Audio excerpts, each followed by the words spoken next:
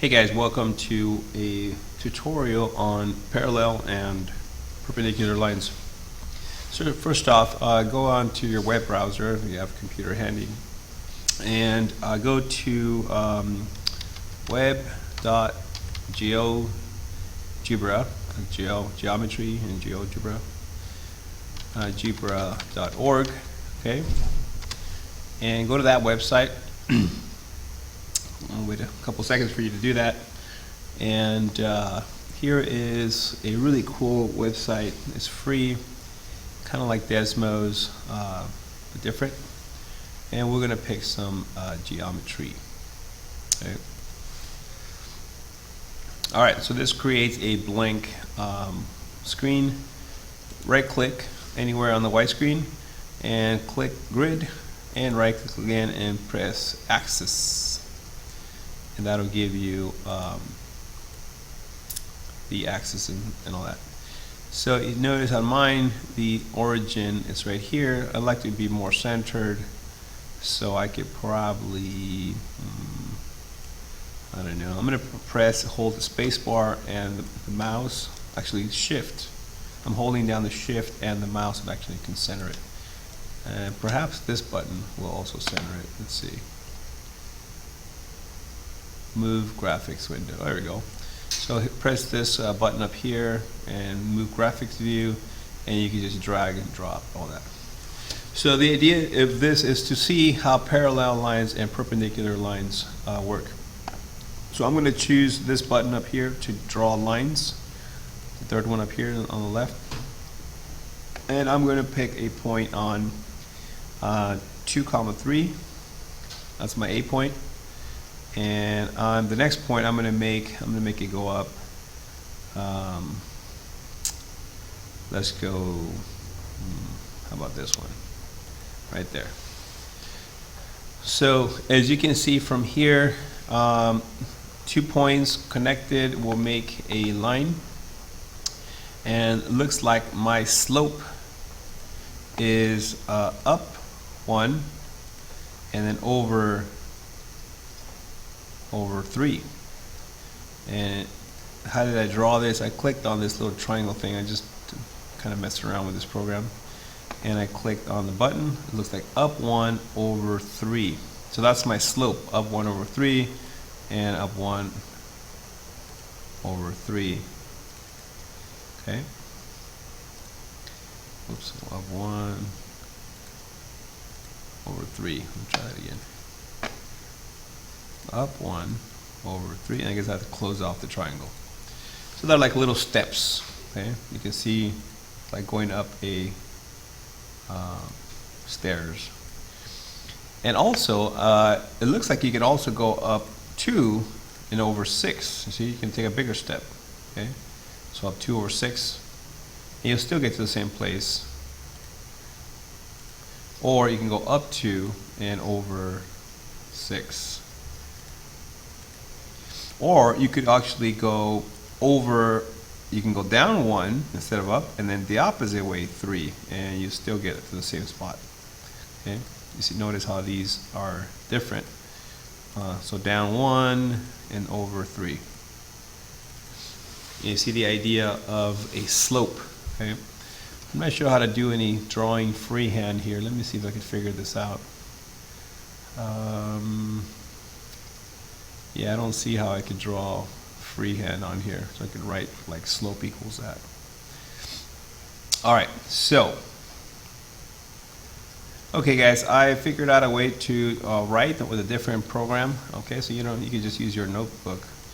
Now, to create this line right here, going through those points, okay, and I'm going to pick my original points. Okay, I'm going to undo everything I did.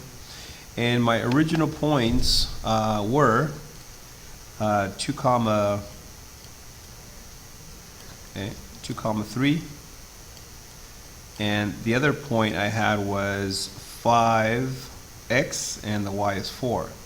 So 5, 4.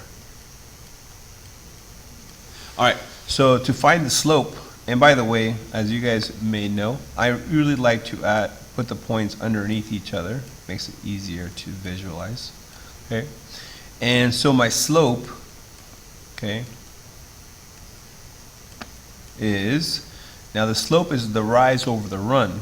So how do we get from 3 to 4? So that would be, that's the rise. We went up 1. And how do we get from 2 to 5? And that would be 3 steps, okay? And a lot of you might like to use the formula y minus y, y2, which is fine. But I used to watch my students actually count the steps, 1 and then 3. And I said, well, if you could do it here, if you could actually do it in the graphically, well, you could also do it over here in the points without actually having to graph it. You do the same thing. All right, so now we have our slope, and we are going to plug this into this formula and to find out the y-intercept. We know the y-intercept is right around here. It looks like about 2 and maybe less than a half. Okay, just by visually seeing that, you can see where the y-intercept is here. We need that for the to make the equation. All right, so the equation that we're going to use to create the formula we're going to use to create the equation is this guy right here. So we have y, we can have y minus, okay, we'll put the y, we'll put a 1 here for fun, and so we can signify that. And so the y minus one of the y's is equal to the slope, okay, and excuse my writing, so I'm using the mouse for this, times x minus the x to the 1. So the idea here is that you're going to pick one of these points and fill in the data. So many of you would like to pick this point. They're smaller numbers, but it doesn't matter. And the 2 is the x. We want to plug that in here. And the 3 is the y. We want to plug it here in the second one. Okay. So you can pick either one. You can pick the 2 and 3 or the 5 and 4. So you got to just pick one of them. The slope is 1/3. We're going to plug that in here where it says slope. And now we just have to solve the equation. So it'll be y, and the y is 3, so it's minus 3 equals, and the slope is 1/3, and x, and then minus x, x is 2, so you put minus 2. Okay, so that is equation 1, equation 2. So they're both the same thing. Okay. Next, we want to distribute the 1/3 to this x and also to the 2/3.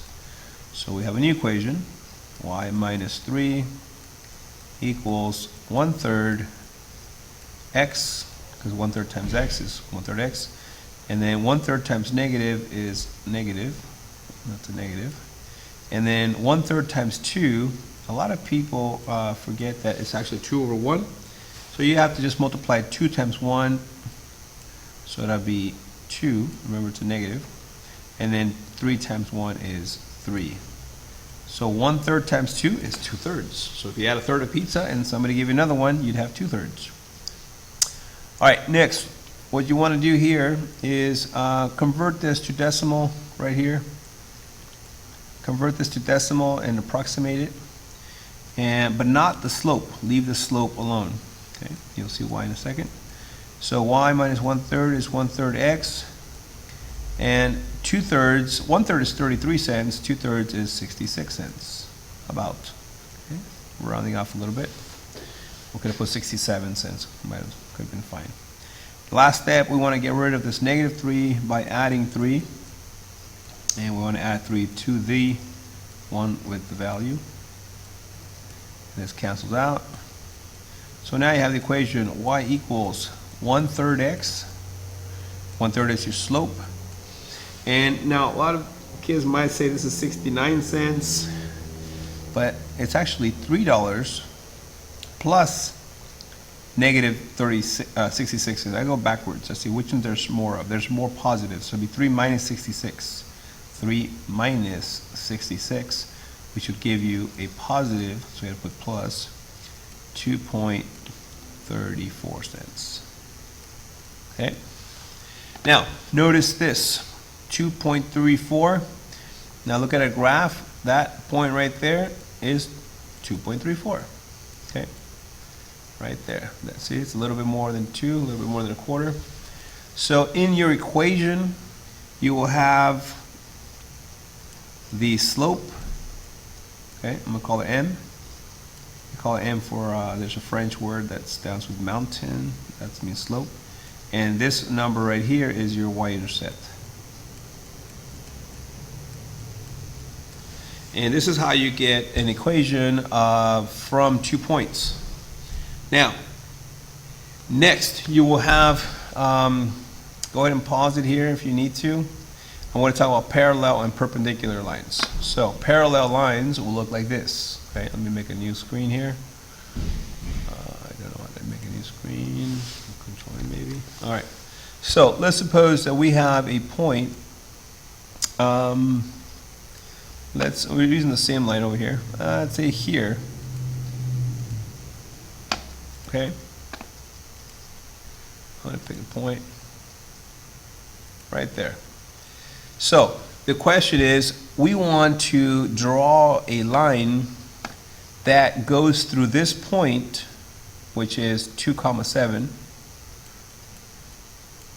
that is parallel to our equation y equals 1/3 x plus 2.34, I think it was. Okay, so we want a line. This little figure means parallel. Okay, we want a line that goes through here and is parallel to that. So effectively, we are saying